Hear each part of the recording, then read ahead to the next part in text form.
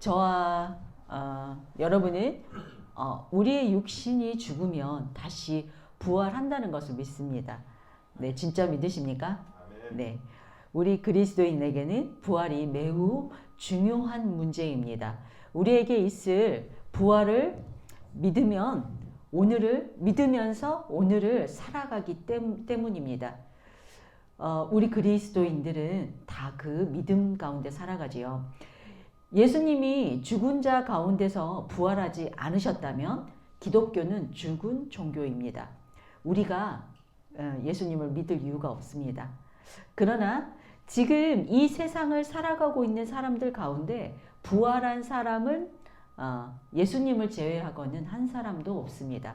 그렇기 때문에 부활에 대해서 정확하게 알고 있고 답해 줄 수 있는 사람은 아마 이 세상 사람 가운데서는 없을 것입니다. 오직 예수님만이 부활에 대해서 정확하게 알고 있고 또 우리에게 답해 줄 수 있는 단 한 분이십니다. 오늘 본문에서 예수님께서는 우리가 알아야 할 부활에 대해서 직접 말씀해 주고 계십니다. 예, 정말 궁금한 부분이기도 하고 기대가 됩니다. 예, 오늘 본문의 말씀 먼저 보겠습니다. 23절. 부활이 없다 하는 사두개인들이 그날 예수께 와서 물어 이르되 아멘. 지난주에 바리새인과 헤롯 당원들이 세금을 가지고 그 논쟁을 했습니다. 그 논쟁 가운데 떠나갔지요. 그리고 이어지는 말씀입니다. 그들은 예수님을 올무에 빠뜨리려고 했었는데 대패하고 떠나갔었습니다. 이렇게 한 무리가 떠나가자마자 다음 무리가 기다렸다는 듯이 바로 그날에 바리새인들이 예수님께 왔습니다. 당시 유대 종교 지도자들이 예수님을 아주 심하게 반대하고 또 이렇게 올무에 빠뜨리려고 한다는 그 상황을 알 수 있지요. 한 그룹이 우르르 몰려와서 이렇게 대적하고 물러가자 또 다른 그룹이 기다렸다는 듯이 우르르 몰려오는 상황입니다. 두 번째 그룹은 사두개인들입니다. 바리새인들과 사두개인들은 예수님 당시의 대표적인 종교 지도자들이었지만은 그들은 서로 종교적인 우위에 서기 위해서 대립했었기 때문에 이들은 서로 친하지 않았습니다. 그리고 또 종교적으로나 신학적으로 아주 다른 견해를 가지고 있었습니다. 오늘 본문에서 나오는 사두개인들은 중요한 신학적 견해로 부활이 없다고 하는 견해를 가지고 있었고 그것을 믿었습니다. 그리고 이 사두개인들은 매우 부유한 삶을 살았습니다. 당시 유대에서 1%의 부자들이었습니다. 그리고 또 정치적인 사람들이었기 때문에 로마파에 가까웠다고 하겠습니다. 이들은 영혼 불멸을 믿지 않았고 천사와 영적인 존재들도 믿지 않았습니다. 그렇기 때문에 이들인 부활을 믿지 않았습니다. 왜냐하면은 이들은 모세 오경만을 자신들의 경전으로 인정했습니다. 모세 오경은 무엇인지 다 아시죠? 창출, 내, 민신, 창세기, 출애굽기, 레위기, 민수기, 신명기 요 5가지만 자신들의 경전으로 인정했던 것이죠. 이들은 이 모세 오경 외에는 인정하지 않았기 때문에 선지서나 역사서, 열왕기하, 상하 같은 그런 말씀들은 두루마리들은 정경으로 채택하지 않았습니다. 그렇기 때문에 모세 오경 외에는 인정하지 않았기 때문에 모세 오경에는 부활의 증거가 없다는 것이 그들의 주장입니다. 그렇기에 부활을 믿지 않는 그들에게는 내세의 삶보다는 현세의 그 삶만이 중요했었겠지요. 그래서 지금 살고 있는 이 삶에서 풍족한 삶을 추구하고 거기에 만족하는 것입니다. 물론 오늘 본문에서도 이들이 주장하는 것은 모세 오경을 근거로 해서 예수님께 공격을 합니다. 자, 이어서 모세가 말하기를 이렇게 이 다음 구절에서 말하고 있습니다. 바로 모세 오경을 얘기하고 있습니다. 24절입니다. 선생님이여 모세가 일렀으되 사람이 만일 자식이 없이 죽으면 그 동생이 그 아내에게 장가들어 형을 위하여 상속자를 세울지니라 하였나이다. 아멘. 자, 기업 물을 자 고엘제도 계대 결혼에 대해서 지금 말하고 있습니다. 우리나라에도 있었습니다. 부여와 그 옛 고구려의 형사 취수 제도가 있었습니다. 예, 그거하고 같습니다. 형이 결혼을 했는데 자식이 없이 죽으면 동생이 형수에게 장가를 들어야 합니다. 그래서 자식을 낳으면 첫째 아들은 형의 아들로 입적시키고 형의 상속자로 세운다는 그 계대 결혼 고엘 제도입니다. 이 계대 결혼으로 유명한 성경 이야기가 있습니다. 창세기 38장에 있는 유다의 이야기와 또 룻기에 있는 룻과 보아스의 이야기죠. 모두 아시고 계시지요? 오늘은 창세기 38장에 있는 내용, 유다의 아들 중에 있었던 그 얘기를 나누려고 합니다. 유다의 아들 중에 큰 아들은 엘이었지요. 이 엘이 장가를 가서 자식이 없이 죽었습니다. 그러자 둘째 아들 오난을 형수에게 장가들게 했습니다. 그렇지만 형의 상속자로 자식을 낳기 싫었기 때문에 이 오난은 땅에 설정을 하지요. 그래서 그의 악함을 보고 이 하나님은 둘째 아들도 죽이게 됩니다. 그래서 유다는 막내 아들도 죽을까 하여서 며느리 다말을 친정으로 보내버리지만은 예, 그런 이제 일련의 사건들이 있고 중간 생략하고 결국은 며느리 다말은 시아버지 유다에게서 아들을 얻어서 예, 대를 잇게 되는 내용입니다. 오늘 본문에서 사두개인들은 이 계대 결혼을 근거로 예수님께 질문을 하면서 자신들의 부활관에 대해서 은근슬쩍 이야기합니다. 여기에 사용된 후사를 잇다라는 헬라어 원어를 보면은 원래 헬라어는 후사를 잇다라는 헬라어는 카타스타 데세타이라는 헬라어인데요. 오늘 본문에서는 이 단어를 사용하지 않고 부활을 의미하는 아나스타시스를 사용합니다. 이 단어를 사용한 것으로 미루어 볼 때 이 사두개인들에게 부활은 죽은 사람의 영혼이 다시 살아나는 것이 아니라 새로운 생명이 탄생하여서 대를 이어지는 것이 그들이 주장하고 있는 부활이라는 그 의미입니다. 네, 이 사두개인들에게는 내세가 없고 현세적이라는 것을 알 수 있습니다. 계속해서 이들이 하는 말을 들어보겠습니다. 25절에서 28절입니다. 우리 중에 7형제가 있는데 마지가 장가들었다가 죽어 상속자가 없으므로 그 아내를 그 동생에게 물려주고 또 그 둘째와 셋째로 7째까지 그렇게 하다가 최후의 그 여자도 죽었나이다. 그런즉 그들이 다 그를 취하였으니 부활 때 7 중에 누구의 아내가 되었나이까. 아멘. 예, 이들은 황당하고 약간 억지스러운 질문을 합니다. 한 집에 7형제가 있었는데 첫째가 장가가서 자식 없이 죽었고 그 아내가 이어서 그 동생들, 6 동생들과도 어떤 성적으로도 법적으로도 완전하게 결혼을 했다는 뜻입니다. 취하였으니 이렇게 나오죠. 그리고 결국에는 그 여인도 죽게 되면은 그 7명의 형제들 중에 누구의 아내로 부활합니까? 이렇게 물어보는 것입니다. 여러분도 궁금하죠? 도대체 진짜 누구의 아내로 부활을 할까요? 예, 예수님의 답은 이렇습니다. 29절입니다. 예수께서 대답하여 이르시되 너희가 성경도 하나님의 능력도 알지 못하는 거로 오해하였도다. 아멘. 예수님의 대답은 너희 사두개인의 문제는 다른 것이 아니라 부활의 의미를 진정으로 모르는 것이 큰 문제다. 이 말입니다. 여기에 오해하였도다 라는 말은 플라나스데인데요. 이 헬라어의 뜻은 길을 잃다, 정도에서 벗어나다, 미혹하다 이런 뜻입니다.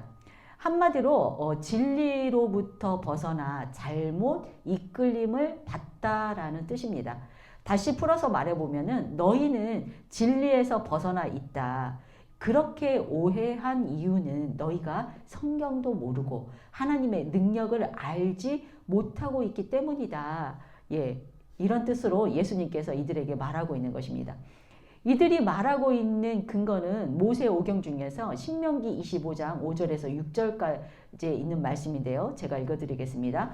형제들이 함께 사는데 그 중에 하나가 죽고 아들이 없거든. 그 죽은 자의 아내는 나가서 타인에게 시집가지 말 것이요. 그의 남편의 형제가 그에게로 들어가서 그를 맞이하여 아내로 삼아 그의 남편의 형제된 의무를 그에게 다 행할 것이요. 그 여인이 낳은 첫 아들이 그 죽은 형제의 이름을 잊게 하여 그 이름이 이스라엘 중에서 끊어지지 않게 할 것이니라. 아멘. 네, 예수님께서는 이 말씀의 의미를 너희가 정확하게 알지 못하고 있다라는 뜻입니다. 이 내용은 계대 결혼에 대한 것이지 부활에 대해서 말하고 있는 것이 아니라는 그런 말씀입니다. 그리고 구약 성경의 내용이 부활을 이야기하고 있는데 너희는 그것을 정확하게 이해하지도 못하고 있고 깨닫지 못하고 있다. 그리고 이어서 31절과 32절에서 구약에서 말하는 부활의 의미와 하나님의 능력을 말씀해 주십니다. 31절, 32절 보겠습니다. 죽은 자의 부활을 논할진대 하나님이 너희에게 말씀하신 바 나는 아브라함의 하나님이요 이삭의 하나님이요 야곱의 하나님이로라 하신 것을 읽어보지 못하였느냐. 하나님은 죽은 자의 하나님이 아니요 살아있는 자의 하나님이시니라 하시니. 아멘. 예, 예수님은 사두개인들이 성경에 대해서 무지한 것을 구체적으로 말씀하고 계십니다. 죽은 자의 부활에 대해서 말하겠는데 하나님께서 출애굽기에서 모세를 부르실 때 불타는 가시떨기 나무에서 모세에게 말씀하신 내용입니다. 나는 내 조상의 하나님이니 아브라함의 하나님, 이삭의 하나님, 야곱의 하나님이니라.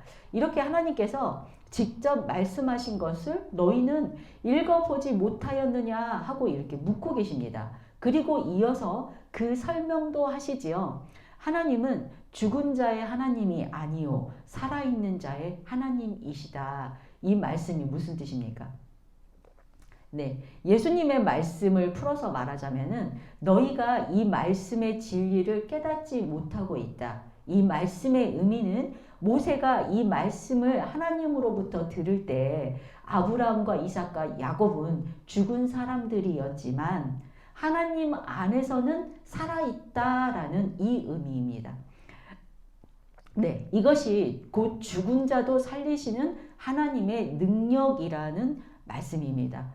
예, 좀 어렵지만 그렇습니다. 우리들의 입장에서는 죽은 사람들이지만 하나님의 입장에서는 죽은 자들이 아니고 살아있다라는 뜻입니다. 산자라는 그 산자라고 번역되는 헬라어 존토는 살아있다, 참된 생명을 누리다, 생활하다 라는 여러 가지의 이 의미가 있지만 여기서의 의미는 하나님 안에서 참된 생명을 누리며 그와 교제하며 살아가는 자라는 의미입니다. 다시 한번 예수님의 말씀을 풀어서 얘기해보자면은 산자의 하나님이라는 말은 하나님은 자신의 백성들에게 참된 생명을 주시며 그들과 교제하시는 분이라는 뜻입니다. 그러니까 예수님의 말씀은 사두개인 너희들은 성경에 있는 참된 뜻을 깨닫지도 못하고 하나님의 능력도 모르고 있다. 이렇게 말씀하고 계신 것입니다. 하나님이 만약 하나님이 진정으로 살아계신 하나님이시라면 여러분 한번 생각해 보십시오. 하나님에게는 죽은 자의 부활은 전혀 문제될 것이 없습니다. 그렇지 않습니까? 왜냐하면은 하나님은 생명을 창조하시는 분이시지 않습니까? 이 세상을 창조하셨고 생명도 창조하신 하나님이신데 죽은 자를 다시 살리는 권능을 갖고 있다는 것은 당연한 말씀일 것입니다. 그렇죠? 자, 그래서 살아있는 자의 죽었지만 살아있는 자의 하나님도 되시는 것입니다. 자, 이제 예수님께서는 부활 때의 모습을 지금 말씀하고 계셨습니다. 30절에 있습니다. 궁금하시죠? 네, 30절입니다. 부활 때에는 장가도 아니가고 시집도 아니가고 하늘에 있는 천사들과 같으니라. 아멘.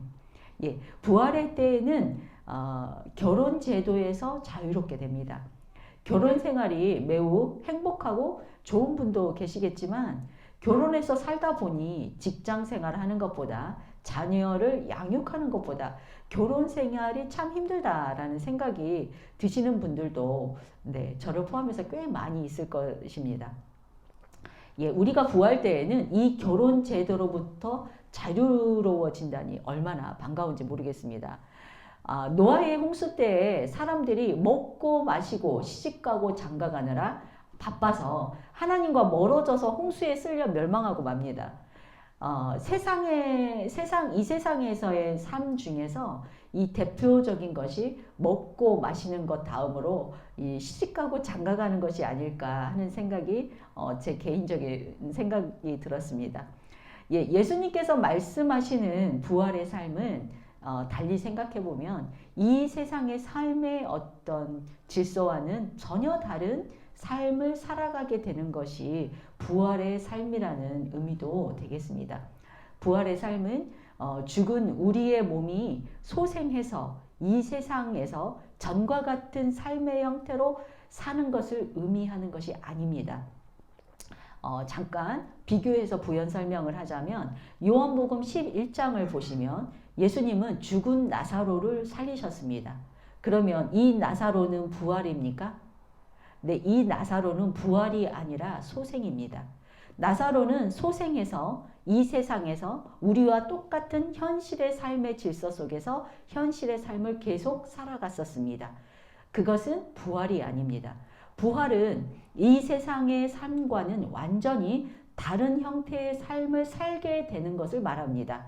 그런데 여기에 나오는 사두개인들은 부활 자체를 믿지 않기 때문에 이 세상에서 현실적 삶이 전부이고 또 현실에서의 연장선만에서 그 의미를 찾으려 한다는 것이 어떤 부활의 잘못된 생각이었습니다. 물론 부활의 삶은 현세의 삶과는 다른 삶이지만 현세의 삶은 어느 한 부분은 연속이라는 것도 잊지 마시기를 바랍니다. 이 세상에서 예수님을 믿고 잘 살아야 우리는 다시 부활할 수 있다는 말입니다. 예, 그리고 예수님께서 말씀하시는 그 부활에 대한 것은 부활의 삶은 하늘에 있는 천사들과 같다라고 말씀하십니다. 부활 후에 성도들의 몸의 상태가 천사들과 같은 외향을 갖게 된다는 그런 말이 아니라 우리들이 세상에서 가졌던 육을 떠나서 천사들과 같이 영적인 존재가 된다는 말을 의미합니다. 그리고 남녀의 구분이 무의미해진다는 그런 뜻도 될 것입니다. 천사들은 우리가 직접 눈으로 본 적은 없기 때문에 정확하게 어떤 형태로 어떤 삶을 살고 있는지 우리가 그 존재는 정확하게 알 수는 없지만 한 가지 확실한 것은 영원히 살아가는 존재입니다. 그래서 우리가 부활할 때는 결혼으로 어떤 대를 잇지 않아도 된다는 그런 삶이라는 것은 확실합니다. 예, 우리는 죽은 후에 내세의 질서와 내세에 있을 우리의 삶의 형태에 대해서 거의 아는 바가 없습니다. 왜냐하면 그곳에서 살아보고 다시 와서 얘기해 준 사람이 없기 때문이죠. 하지만 어떤 면으로는 우리가 현세에서의 삶이 계속되기도 하고 또 어떤 면으로는 우리 현세의 삶이 단절되기도 한다는 것을 오늘 예수님의 그 말씀을 통해서는 알고는 있습니다. 지금은 우리가 어느 것도 분명하게 알 수는 없지만 한 가지 분명한 사실은 우리에게 다른 형태의 육체가 있을 것이고 또 그 육체와 영이 분리되지 않으리라는 것입니다. 네, 이것은 많은 신학자들과 또 이렇게 주석에서 나와 있는 그 어떤 우리의 신학적인 견해입니다. 아마도 그 육체는 우리가 아직 경험하지 못한 새로운 육체일 것입니다. 우리가 미루어 짐작해 볼 수 있는 그 어떤 그 영적인 부활의 형태가 있습니다. 예수님께서 죽음 후에 부활하셨을 때의 모습이 우리가 미래의 부활의 모습과 같을 것이라는 생각이 듭니다. 예수님처럼 우리가 볼 수도 있고 만질 수도 있지만 어떤 벽을 통과하고 어떤 시공간을 이렇게 초월하는 그런 형태일 것이라는 것은 믿습니다. 어찌됐든지 결론은 우리들은 모두 죽음을 맞이해야 하고 그 후에 심판이 있다는 것을 잊지 않아야 하겠습니다. 그리고 부활 때에 우리는 천사들보다 더 영광스러운 존재가 될 것이라고 하나님은 말씀하셨습니다. 이 시간 그 부활이 믿어지는 은혜가 있기를 소망합니다. 네, 오늘 본문에 마태 기자가 이 부활에 대해서 기록한 것은 저와 여러분에게 모든 그리스도인들에게 부활 신앙이 매우 중요하기 때문입니다. 그 이유가 성경에 나와 있습니다. 고린도전서 15장 19절에 바울이 이렇게 말하고 있습니다. 제가 읽어드리겠습니다. 만일 그리스도 안에서 우리가 바라는 것이 다만 이 세상의 삶뿐이면 모든 사람 가운데 우리가 더욱 불쌍한 자이니라. 아멘. 예, 오늘 본문의 사도계인들과 같은 믿음으로 살면 안 된다는 말씀입니다. 바울은 우리의 신앙의 결론이 바로 부활에 있어야 한다고 말하고 있습니다. 같은 고린도전서 15장 42절부터 부활에 대해서 자세하게 설명하고 있습니다. 제가 읽어드리겠습니다. 죽은 자의 부활도 그와 같으니 썩을 것으로 심고 썩지 아니할 것으로 다시 살아나며 욕된 것으로 심고 영광스러운 것으로 다시 살아나며 약한 것으로 심고 강한 것으로 다시 살아나며 육의 몸으로 심고 신령한 몸으로 다시 살아나나니 육의 몸이 있은즉 또 영의 몸도 있느니라. 아멘. 네, 이것이 바울이 말하는 부활 신앙입니다.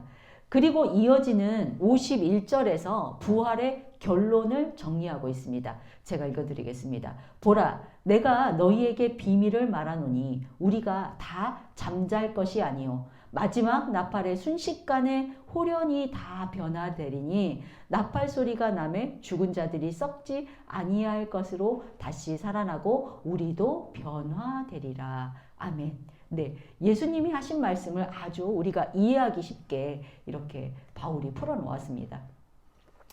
우리의 삶의 끝은 또 세상의 끝날에는 반드시 부활이 있다고 말하고 있습니다.